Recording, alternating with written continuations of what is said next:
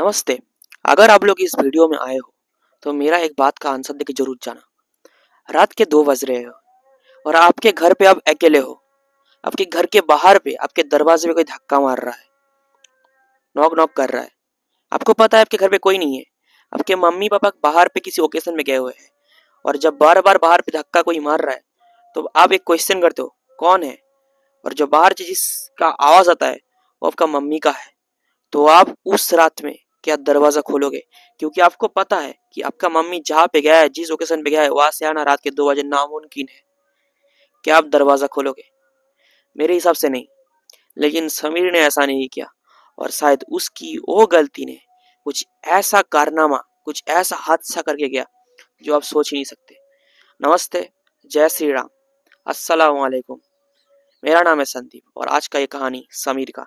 ये कहानी शेयर किया है मेरे कॉलेज के फ्रेंड फिरदौस आजम ने। मैं आज का कहानी आपके साथ शुरू करता हूँ। समीर, उसके पापा, मम्मी और बहन बिहार पे रहते थे, बिहार के छपरा में। समीर का पापा एक साइकियाट्रिस्ट है। उनका एक खुद का मेंटल असाइलम था जहाँ पे वो काम करते थे। समीर का पापा बहुत सारे ऐसे केस हैंडल किया जहाँ पे जो पेशेंट थे, जो मरीज था, उनका मतलब दिमागी हालत इतना बिगड़ जाता था, उनको वो सुधार के लाते थे। लेकिन एक डॉक्टर होने के नाते क्या आप पैसों के लिए कुछ ऐसा करोगे जो आपको करना नहीं चाहिए? शायद आपका उस कर्मों का फल का पछतावा आपको बाद में हो, जब आपके परिवार के साथ कुछ ऐसा हो। शायद समीर के पापा ने कुछ ऐसा ही किया था। समीर के पापा एक ऐसे केस में इन्वॉल्व हो चुके थे जो शायद वो अगर अभी सोचते होंगे तो सबसे गलती था उनका। श्वेता नाम की एक लड़की थी। 22 साल की उम्र में उसकी शादी हुई सोमो बोल के एक बंगाल के लड़के से। सोमो जो कि एक आईटी सेक्टर में काम करने वाला लड़का था। सोमो और श्वेता प्यार के बाद से मिले और प्यार करके शादी किया। 3 साल 4 साल शादी होने के बाद भी उनका कोई घर में बच्चा नहीं हो रहा था। देन अचानक एक दिन एक खुशी का खबर आता है उनके फैमिली में कि श्वेता प्रेग्नेंट हो चुकी है। And that was a great news for their family. लेकिन जब श्वेता के 8वां महीना चल रहा था, अचानक एक और हादसा हो जाता है।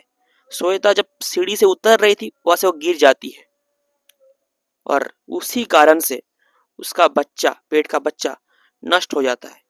अब इसी इंसिडेंट के बाद सोमो उससे अलग हो जाता है। सोमो सोचता है कि मेरे बच्चे को मारने के पीछे इसका ही हाथ है, क्योंकि उसके फैमिली में बच्चा नहीं है किसी का। ठीक है।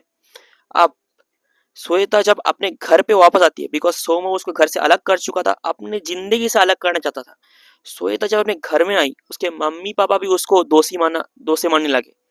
तो इसी दौरान श्वेता का मेंटल जो बीमारी था वो बहुत बहुत खराब हो चुका था।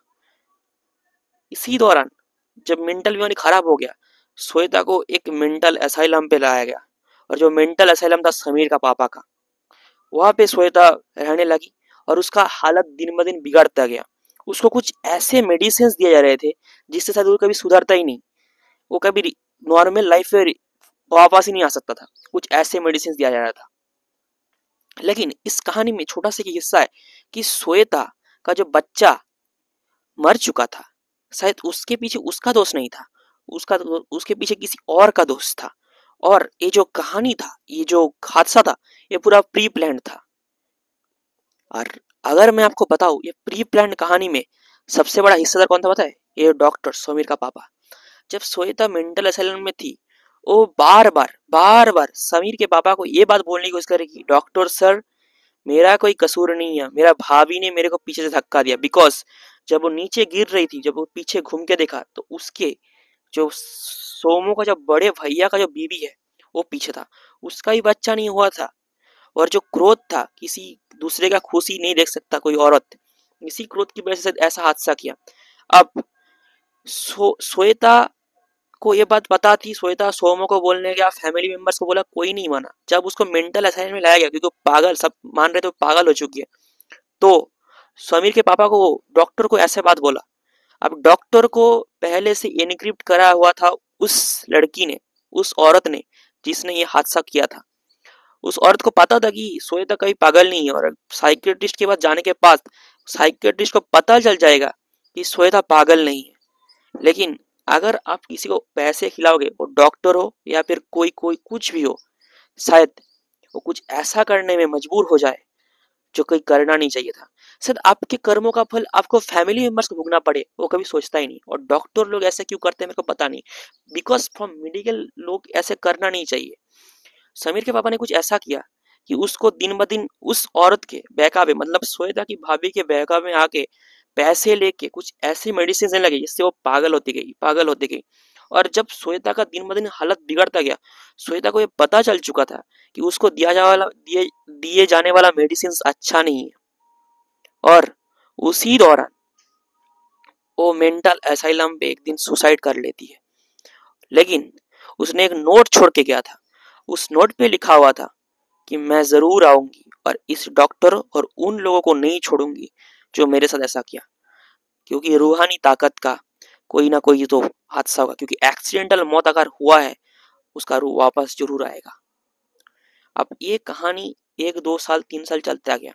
समीर जो यहाँ पे पल रहा था, बड़ा हो चुका था, 17 साल का लौंडा हो चुका था, जो हमारा दोस्त फिरदौस का ही दोस्त था। समीर को ये पता ही नहीं था कि समीर का पापा बहुत ही ऑनेस्ट इंसान है, बहुत अच्छा डॉक्टर है। लेकिन उसको पता ही नहीं था कि उस पापा ने कुछ ऐसे पाप किया है जिसका फल उसको भोगना पड़ेगा। एक दिन जब उनके एक फैमिली मेंबर्स का शादी था, समीर का मौसी जी का लड़की का शादी था, तब समीर के पापा और मम्मी वहां पे गए हुए थे। साथ में उनकी बहन भी थी, समीर का बहन भी था। समीर जाने में समीर जाने के लिए राजी ही नहीं हुआ, क्योंकि समीर को रहना था कि उसका कुछ प्रोजेक्ट वगैरह थे स्कूल के, जो होता है ना प्रोजेक्ट, उसको लिखना था उसको। अब यहाँ पे एक आपको डिस्क्लेमर दे देता हूँ। जब वो लड़की मरी थी श्वेता, उसने ये बोल कर गया था कि मैं नहीं छोड़ूंगी। उसके बाद जब समीर लोग छोटे थे, बच्चे थे, 10 12 साल के, कुछ ऐसे इंसिडेंट भी हुए थे उस डॉक्टर के घर में, जो जिसके बाद कुछ मौलवी को बुला के, कुछ पंडितों को बुला के पूजा वगैरह करके उन्होंने कुछ ऐसा बंधन बनाया था जिसमें अगर वो सारे फैमिली मेंबर्स एक साथ रहेंगे तो उनका कोई कोई नुकसान नहीं कर सकता वो आत्मा। लेकिन अगर वो कभी अलग हो जाएंगे तभी कुछ हादसा हो सकता है। बिकॉज श्वेता के फैमिली मेंबर्स के साथ वो जब थी तब वो बहुत अच्छी थी, लेकिन वो जब अलग हो गई थी वो हैवान बन चुकी थी, बिकॉज उसको हैवान बनाया गया था। समीर उस दिन रात को ऐसे ही 9 10 बजे आया, बाहर से कुछ खाना वाना लेके आया, खा वा के बच्चा पढ़ रहा था। रात के 12 12:30 बज रहे थे। देन उसको लगा कि मैं सो जाता हूँ। लेकिन उसने उस टाइम उसको ये लगा कि अगर मैं आज रात भर जाग के प्रोजेक्ट कर लूंगा तो मैं कल अपने दोस्तों के साथ खेल कूद सकता हूँ ज्यादा, बिकॉज लड़के का सोच कुछ ऐसा ही था। तो रात भर पढ़ने लगा। रात के 1:55 को अचानक उसके घर के बाहर दरवाजे पे कोई टक्कर मार रहा था। अब टक्कर 1 2 बार होने के बाद बंद, तो समीर बोला कुछ बाहर कुछ चीटी बीटी होगी, ऐसा कुछ सीन है। नेक्स्ट टाइम फिर से टक्कर पड़ा, नेक्स्ट टाइम फिर से टक्कर पड़ा। देन जब चौथी बार जब जोर से धक्का पड़ा तो समीर पूछा कौन है बाहर। उसने जिसकी आवाज सुनी वो किसी और की नहीं, उसकी मम्मी की थी। लेकिन क्या उसका मम्मी था? तो समीर जब खिड़की खोल के देखने गया, बाहर कोई नहीं थी। समीर फिर से आके अपने बिस्तर पर बैठ के पढ़ना स्टार्ट कर दिया। लेकिन अचानक फिर से आवाज बढ़ गया और इस बार समीर जाके दरवाजा खोल दिया। और दरवाजा खोलने के साथ ही साथ कुछ ऐसा हुआ जो समीर और उसके पापा का जिंदगी बदल के चला गया। समीर जब पहली बार दरवाजा खोला उसको कुछ रियलाइज नहीं हो कि उसके घर में कुछ ऐसा घुस चुका था जो शायद वो जान भी नहीं पाया। लेकिन at the end of the time जब 3:15 3:20 बज चुके थे तो समीर सोचा कि मेरा प्रोजेक्ट मैं कल कर लूंगा, बिकॉज उसका 78% हो चुका था। सोचा मैं कल कर लूंगा, मैं आज सो जाता हूँ। और बच्चा सोने के लिए गया। एंड देन उसके बाद सोते हुए उसको ये लगा कि उसके नींद में कोई इसका गला घुट रहा है, बिकॉज सोए तो जब मरा था वो फांस लेके मरा था। कोई इसका गला घुट रहा है। और समीर को ये पता भी नहीं चला कि उसका जिंदगी शायद वहीं पे समाप्त हो गया था, क्योंकि उसको पता ही नहीं चला कैसे मरा। अब जब समीर का पापा घर पे आए थे, समीर का मम्मी घर पे आया था, तब डेड बॉडी पड़ा हुआ था समीर का। और समीर का मम्मी रोने लगी, लेकिन समीर के पापा के आंखों में एक भी आंसू नहीं था, बिकॉज उनको ये पता था कि वो रूहानी शक्ति जिसको इतनी टाइम के बाद मौका मिला था ऐसा कुछ करने का, वो नहीं छोड़ी और उसके बेटे को लेके गई। और उस साइड श्वेता की भाभी, उसके भैया और सोमो जो अभी नया नया शादी कर चुका था, उनके घर में भी कुछ ऐसा हादसा हुआ। श्वेता के भाभी का गला घुट के किसी ने मार दिया था। सोमो पागल हो चुका था, बिकॉज उसका नया जो बीवी था कुछ ऐसे बर्ताव कर रहा था जो करना नहीं चाहिए, बिकॉज उसके अंदर वो रूह आ चुकी थी। और इसी के साथ साथ सोमो को भी एसाइलम में भर्ती किया गया। अब मैंने जो ये स्टोरी बताया, ये रिवेंज की स्टोरी नहीं है, ये ऐसी स्टोरी है कि जिसमें आप अपने जीवन काल में ऐसा कुछ खराब काम करते हो, शायद जिसका नुकसान पैमाना आप नहीं भर पाते हो, लेकिन शायद उसका पछतावा, उसका नुकसान आपके फैमिली मेंबर्स पे आए। समीर का पापा को ये पता ही नहीं था कि कुछ पैसे के लिए उसने जो किया था वो गलत था, बिकॉज एज ए डॉक्टर उसको ये करना नहीं चाहिए था, उसको श्वेता का साथ देना चाहिए था, बिकॉज श्वेता एक इनोसेंट लड़की थी, वो जो बंगाल से इनोसेंट लड़की थी। सोमो जो नया नया शादी कर चुका था, उसने श्वेता के बारे में एक बार भी खोज नहीं लिया था वापस श्वेता मरी है कि जिंदा जिंदा है। श्वेता की भाभी जो एक अपने परिवार का खुशी में खुश नहीं हो पाई थी, उसको ये लगा था कि अगर श्वेता का बच्चा हो गया तो उसका क्या होगा। श्वेता का भाभी का जो हस्बैंड था, उसको अभी तक कोई ठिकाना नहीं मिला, कोई ठिकाना नहीं मिला।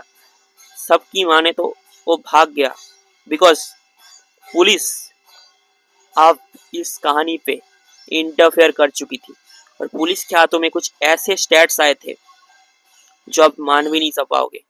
और इसी के दौरान समीर के मरने के बाद भी आज समीर का पापा जेल में है, उनका डॉक्टरी लाइसेंस खत्म हो चुका है और समीर का फैमिली का कुछ ऐसा हाल है जो वो बोल नहीं सकता।